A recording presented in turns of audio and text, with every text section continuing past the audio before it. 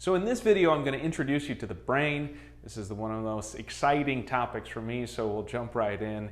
It's a bit of a whirlwind, but this is a drawing you can do at the bedside. It's a coronal view of the brain, and we're going to mark out some key structures: the meninges, gray matter, underlying white matter, basal ganglia, which are those motor nuclei, the thalamus, the relay center, the brainstem, which is this primitive primary power to the brain itself, and then the cerebellum, which controls coordination, movement, learning. So starting with the meninges, this is this outer covering of the brain. This dura mater is this thick casing of the brain. Underneath it is the leptomeninges, and that combines both what we call the arachnoid mater and the pia mater. The arachnoid mater is this translucent filmy substance covering the brain, and then if we were to peel that away, we'd have the pia mater underneath. And we can think of the meninges as protection and nourishment of the nervous system. The meninges has these key layers and spaces. So outside of the dura mater is the epidural space. Underneath the dura mater is the subdural space. Now both of these are potential spaces, and we'll talk about what that means in a moment. And then inside of that is the arachnoid mater, which has a subarachnoid space that's an actual space filled with CSF. So this is, again, a quick sketch you can do at the bedside. The epidural space lies outside of the dura mater. It's a potential space. And what we mean by that is if you have something like a slashing of the middle meningeal artery, maybe there's a temporal bone that gets broken and cuts the artery, this high pressure system can form a space in this region. Alternatively, bridging veins are much more friable. In elderly folks who maybe have a shrunken brain, it's easy for, with jostling of the brain, to tear one of these bridging veins and cause a subdural hematoma. And then the subarachnoid space is this actual space filled with CSF.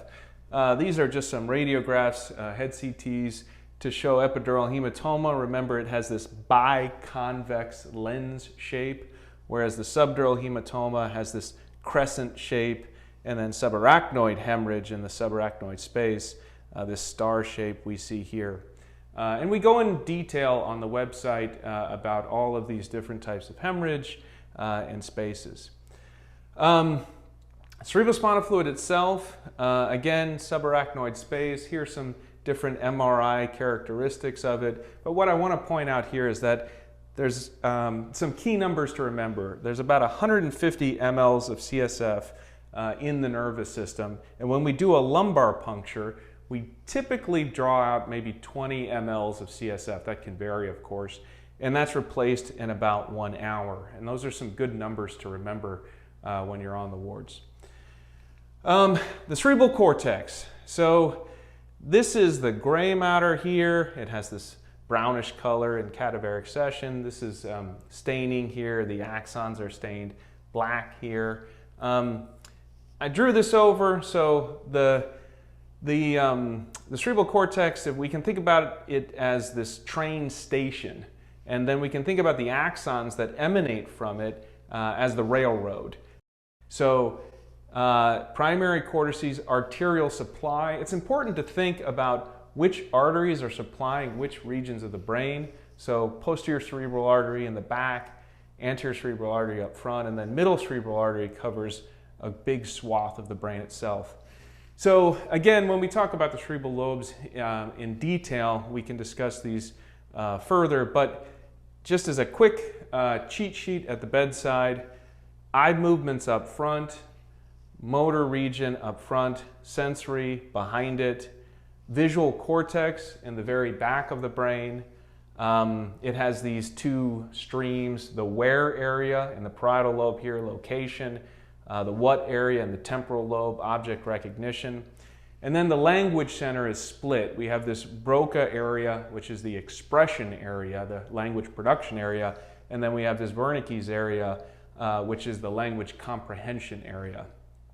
One thing I want to point out, if you look PCA stroke, you can have a large PCA stroke that only affects the visual cortex. So this is a point that I like to hammer home again and again. If you don't test visual fields at the bedside, you can very easily miss a PCA stroke, because this is about the only thing that's being covered in this large back 1/3 of the brain. White matter, we looked at this same section when we were talking about gray matter. Again, these railroad coming out of the train station. Remember, oligodendrocytes myelinate in the central nervous system, Schwann cells for the peripheral nervous system. One fun feature to know about is centrum semiovale versus corona radiata. On all of the brain imaging reports, the radiologist will typically comment about these two regions. What the reference point is, the centrum semiovale is the white matter above the lateral ventricles. The corona radiata is the white matter at the level of the lateral ventricles. Internal capsule is probably the most popular white matter area to be familiar with, in large part because you can have a stroke, as we see here, that only affects this posterior limb of the internal capsule. Now, this is an unfortunate region because all of the white matter pathways bundle up very tightly within the internal capsule, so it encodes the face, arm, and leg. So a small stroke, unfortunately, can cause really severe damage. Basal ganglia, again, it's best to think about this as the engine of the brain. It's not providing combustion, but it's providing innervation. These are the detailed structures. We get into them in detail on the website. This is a sagittal view of the basal ganglia, coronal view, which we see here, and then the basal ganglion axial view, which we're more familiar with when looking at radiographs. Here's a detailed drawing. Putamen on the outside of the globus pallidus. In embryology, we learn about how the globus pallidus kind of builds itself into the putamen like a catcher's mitt. Internal capsule comes in between this and then the head of the caudate here, which sits in that lateral ventricle. And then just internal to them is the thalamus, and we'll talk about it in a second.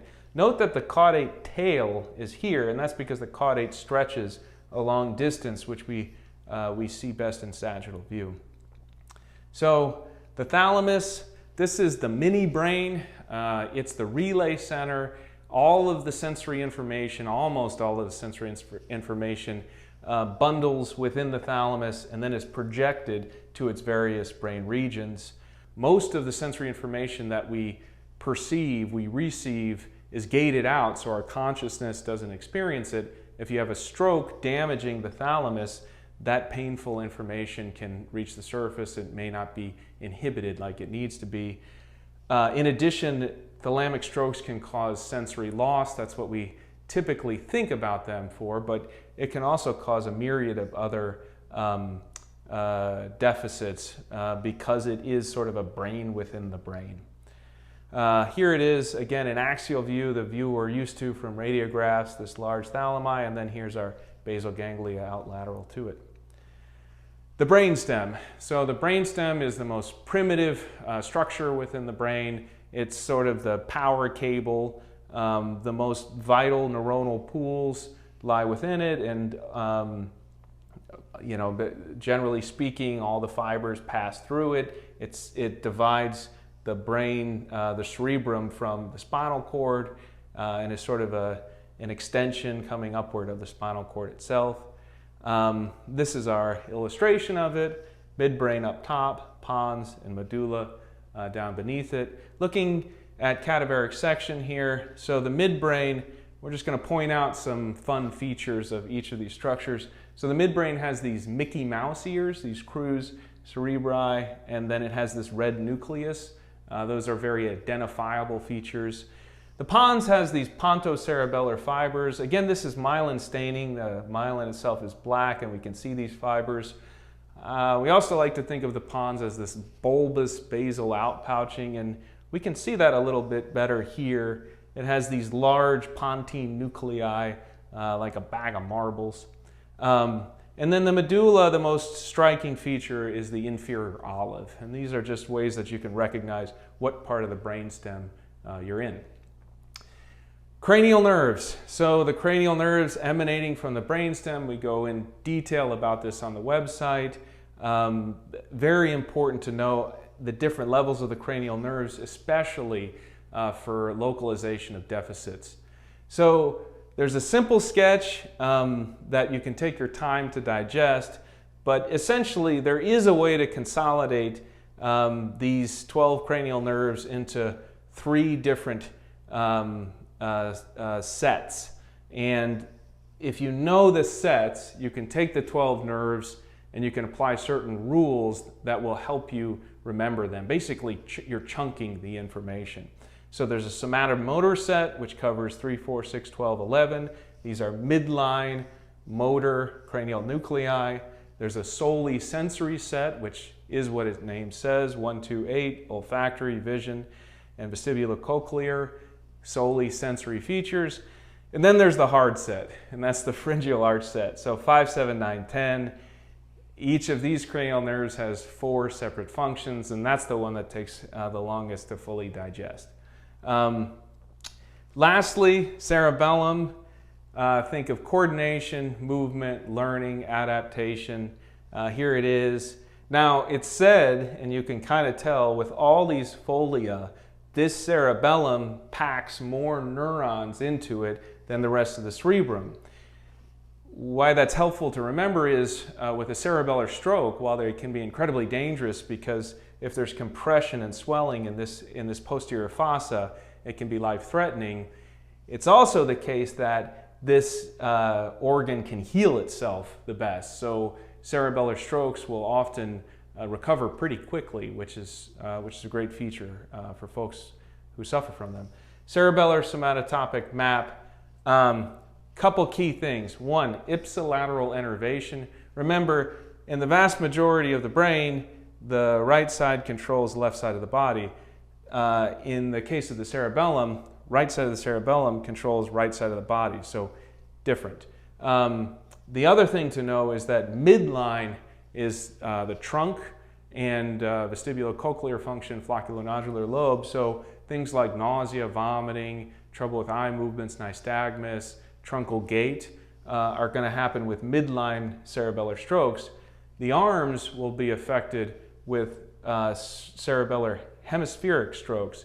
So if you only do finger to nose testing at the bedside and you don't test heel, knee, shin, you can miss a midline infarct.